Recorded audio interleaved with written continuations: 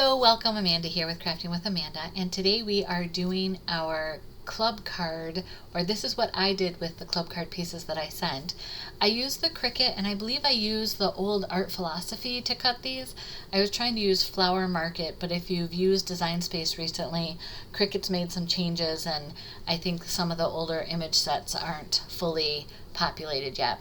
So these are the colors that are in this Cherish paper that I sent. I don't see the peach at first, or I didn't see the peach at first, but it's in there. If you look, it's in there. So the first thing that I'm going to do is just go ahead and ink the edges of the shortbread flowers. Those are the ones here on the right side of my mat, in the peach as the edging. Well, I guess the first thing that I'm doing is finding which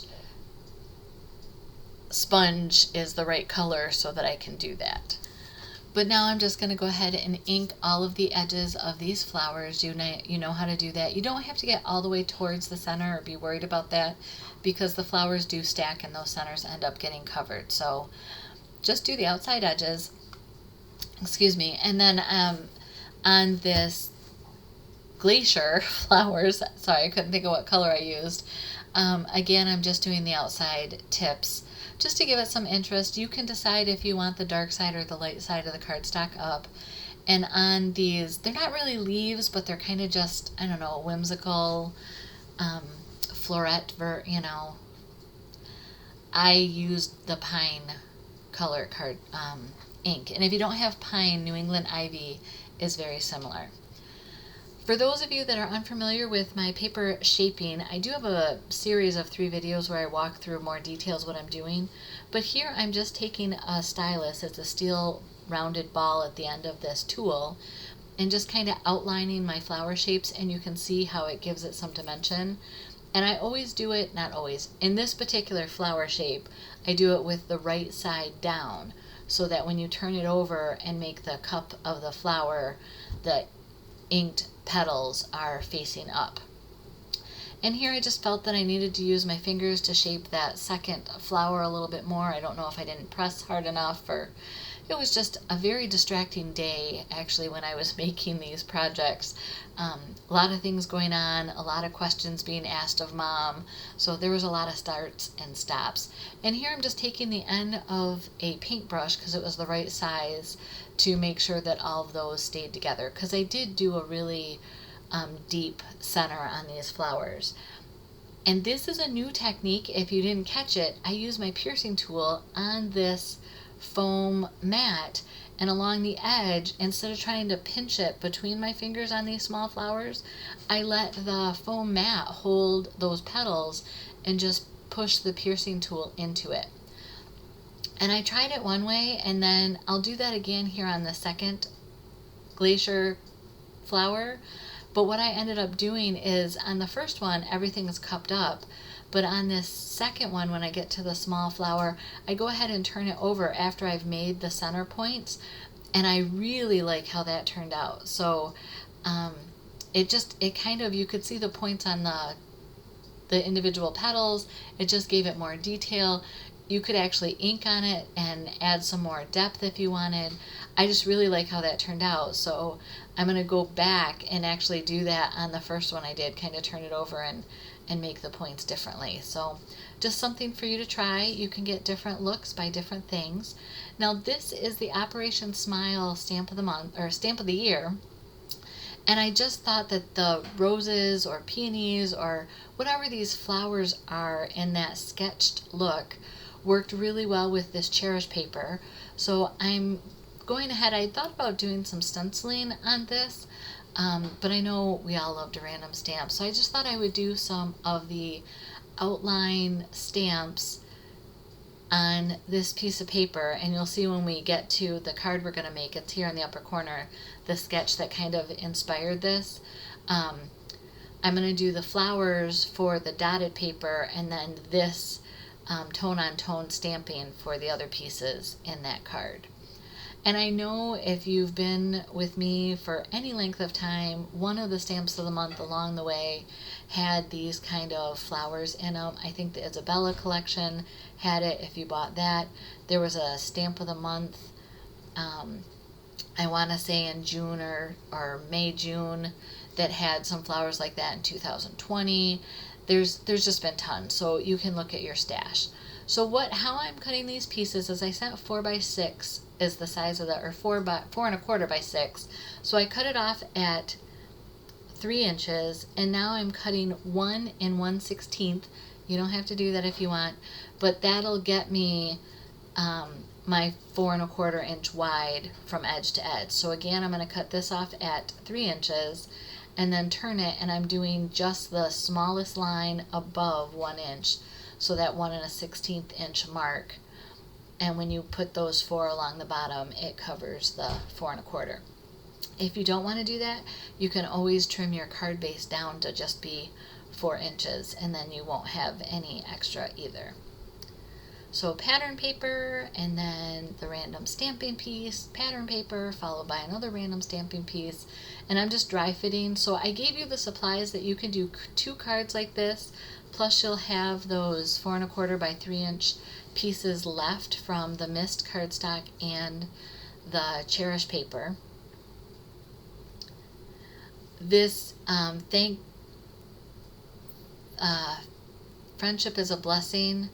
This sentiment came from a constant campaign, Friendship Blessing, I believe is the name of it. And again, that was from a couple years ago. So find a sentiment that works for you for this card, and you will be good to go. I was realizing that if I used both of my extra shortbread small flowers on one card, then you couldn't do 2 of them identical.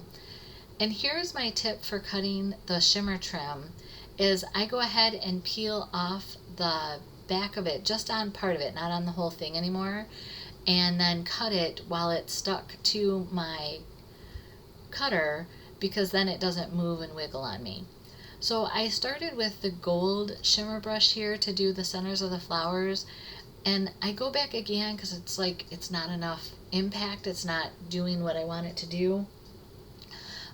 So I do go back and use the toffee shimmer brush on the centers of those flowers, and then also here as a splatter across the upper part of this card. I really like how this toffee, I'm dotting it into the centers of these flowers. It just gives it a little more interest.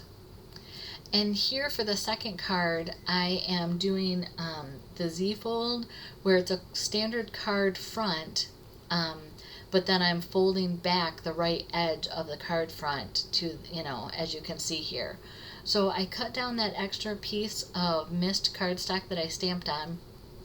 I didn't cut it straight. You can see that it's crooked. We're just going with it at this point. Like I said, it was a very interrupted kind of day of crafting, and I had even tried to do some color blocking on the back side of this mist cardstock to show that technique, and it was not turning out well, so I turned it over and stamped everything again, and that's what we have here and what I showed you earlier.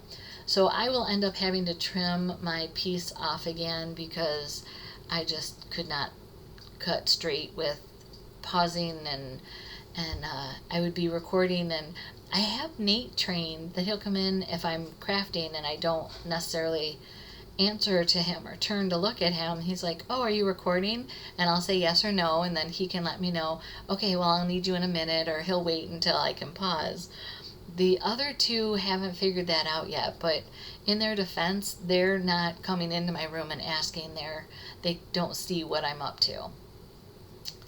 So again, I just took the piece that was left over from the Cherish paper, and I just am centering it on that fold.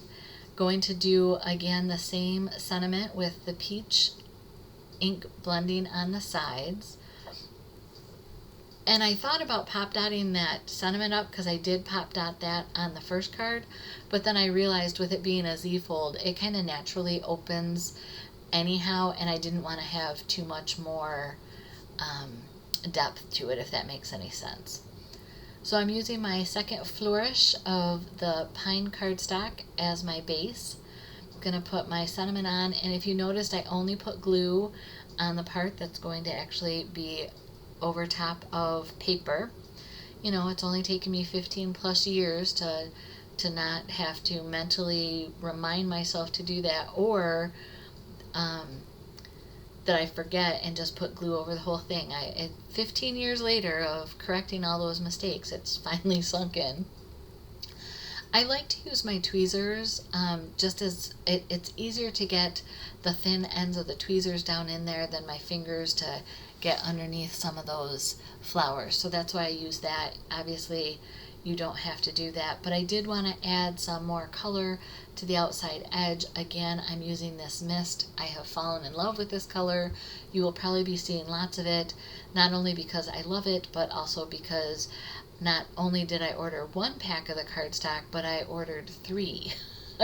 So, you will be seeing a lot of this mist in our upcoming projects. And here I thought I had grabbed the toffee, but it was really the gold. So now I'm going to the toffee and just doing some dots along the edge of this flourish. It's funny, just that little bit makes a difference. Taking that same toffee shimmer brush, and I'm going to make my envelopes coordinate. So with that Operation Smile stamp set, and you can find those on the back of any current idea book, and $7 of that goes towards Operation Smile. And here I'm just showing you with some of the pieces that are left. You could still do these 2 cards and do a modified card of this one with the panels at the bottom. So here's a close-up of this. You can see where the shimmer trim is. You can see how that shimmer brush really adds some interest. This second card, you can kind of see that shimmer of the dots around the flourish. I hope you enjoy putting these cards together. Be kind to yourself. Be a blessing. Thank you.